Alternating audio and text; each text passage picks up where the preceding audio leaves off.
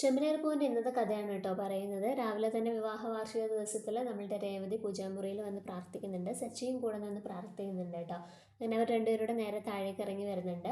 അച്ഛനാണെന്നുണ്ടെങ്കിൽ അവർക്ക് രണ്ടുപേർക്കും വിവാഹ വാർഷിക ആശംസകളൊക്കെ പറയുന്നുണ്ട് കേട്ടോ. അപ്പോൾ സച്ചി പറയുന്നുണ്ട് അച്ഛൻ അമ്മയെ കൂടെ ഒന്ന് വിളിക്കാനായിട്ടോ. അപ്പോൾ രവിയോട് ചോദിക്കുന്നുണ്ട് എന്തിനാണ് ഇപ്പോൾ അമ്മയെ വിളിക്കുന്നത്?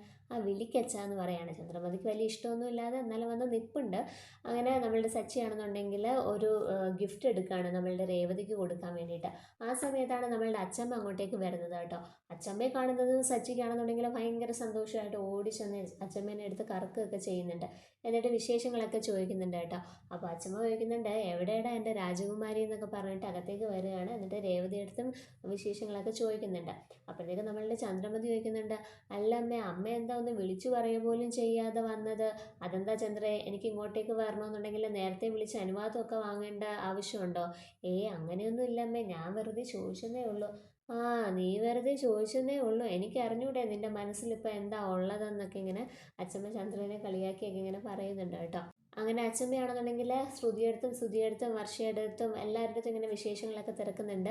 മൂത്ത മരുമോളെ നിന്റെ കെട്ടിയവനൊപ്പം ജോലിക്ക് പോകുന്നുണ്ടോ എന്നൊക്കെ ഇങ്ങനെ അച്ഛമ്മ ചോദിക്കുന്നുണ്ട് കേട്ടോ. അപ്പോൾ ശ്രുതി പറയുന്നുണ്ട് അച്ഛമ്മ ഞങ്ങളൊരു പുതിയ ബിസിനസ് തുടങ്ങാനായിട്ട് പോകുക എന്നൊക്കെ പറയുക. പിന്നെ ശ്രുതി വന്നിരുന്നിട്ട് അച്ഛമ്മയുടെ അടുത്ത് അതെല്ലാം ഡീറ്റെയിൽഡ് ആയിട്ട് പറയുന്നുണ്ട്.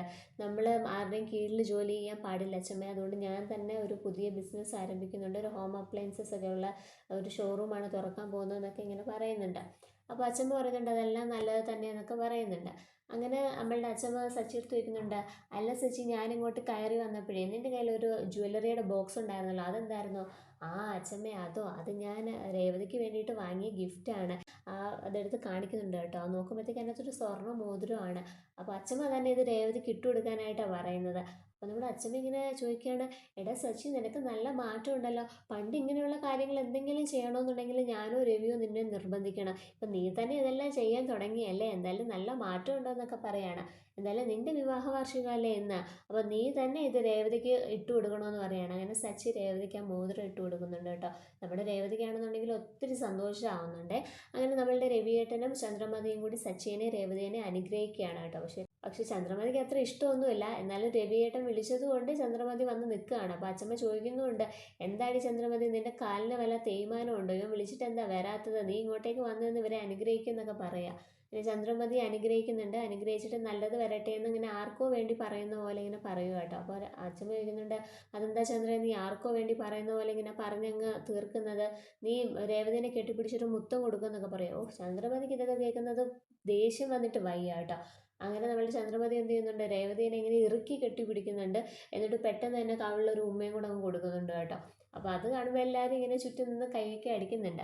അങ്ങനെ പിന്നെ നമ്മളുടെ സച്ചി രേവതിയും കൂടെ വന്ന് അച്ഛമ്മയുടെ അനുഗ്രഹം വാങ്ങുന്നുണ്ട്. അനുഗ്രഹം വാങ്ങുന്ന സമയത്ത് അച്ഛമ്മ പറയുന്നുണ്ട് ഇനി അടുത്ത വർഷം അനുഗ്രഹം വാങ്ങാനേ ഒരാൾ കൂടി നിങ്ങളുടെ ഇടയിൽ വേണമെന്ന് പറയാം കേട്ടോ. അപ്പോഴേക്കും സച്ചി ചോദിക്കുന്നുണ്ട് ഒരാളും കൂടി അനുഗ്രഹം വാങ്ങിയാൽ പോരെ, എന്നാൽ പിന്നെ ശ്രീകാന്ത് നീ വന്ന് അച്ഛമ്മയുടെ അനുഗ്രഹം വാങ്ങിക്കാൻ പറയാം. അപ്പം അച്ഛമ്മ പറയുന്നുണ്ട് ഇവൻ്റെ അടുത്ത് ഒന്ന് പറഞ്ഞാലും മനസ്സിലാവത്തില്ലല്ലോ. എടാ നിങ്ങൾക്കൊരു കുഞ്ഞ് വേണമെന്നാണ് ഞാൻ പറഞ്ഞത്. ഇത് കേൾക്കുമ്പോഴും നമ്മളുടെ ശ്രുതിക്കും ചന്ദ്രമതിക്കും ഒന്നും തീരെ ഇഷ്ടപ്പെടുന്നില്ല. അപ്പോൾ ചന്ദ്രമതി പറയുന്നുണ്ട് അപ്പോൾ ശ്രുതിക്കും ഇപ്പോൾ ആദ്യം കുഞ്ഞ് പറഞ്ഞാൽ എന്താ ഇപ്പോൾ പ്രശ്നമെന്ന് ചോദിക്കുക കേട്ടോ. അപ്പം അച്ഛൻ പറയുന്നുണ്ട് എന്ത് പ്രശ്നം? എനിക്ക് ഒരു പ്രശ്നവുമില്ല. ആർക്ക് വേണമെന്നുണ്ടെങ്കിലും ആദ്യം കുഞ്ഞുണ്ടാവാം. എനിക്ക് ആർക്ക് കുഞ്ഞുങ്ങളുണ്ടായാലും സന്തോഷം തന്നെയാണ്. എനിക്ക് എൻ്റെ മക്കളും കൊച്ചുമക്കളും എല്ലാം ഒരുപോലെ തന്നെ, അല്ലാതെ നിന്നെ പോലെ ഞാൻ ആരെയും വേർതിരിച്ച് കാണുന്നതൊന്നുമില്ല. പിന്നെ ആർക്കാദ്യം കുഞ്ഞ് ജനിക്കുന്നോ അവർക്കായിരിക്കും ഞാൻ എൻ്റെ സ്വത്തുക്കളെല്ലാം എഴുതി കൊടുക്കുന്നതെന്നൊക്കെ ഇങ്ങനെ പറയുന്നുണ്ട്. അപ്പോൾ നമ്മളുടെ അച്ഛൻ ചോദിക്കുന്നുണ്ട് അല്ല ഇന്ന് വിവാഹ വാർഷികമായിട്ട് ഇവിടെ ചടങ്ങുകളൊന്നും നടത്തുന്നില്ലേ എന്നൊക്കെ ചോദിക്കുക. അപ്പം നമ്മളുടെ രവിയേട്ടൻ പറയുന്നുണ്ട് ഉണ്ടമ്മേ, വൈകുന്നേരം എല്ലാം നമ്മൾ അറേഞ്ച് ചെയ്തിട്ടുണ്ട്.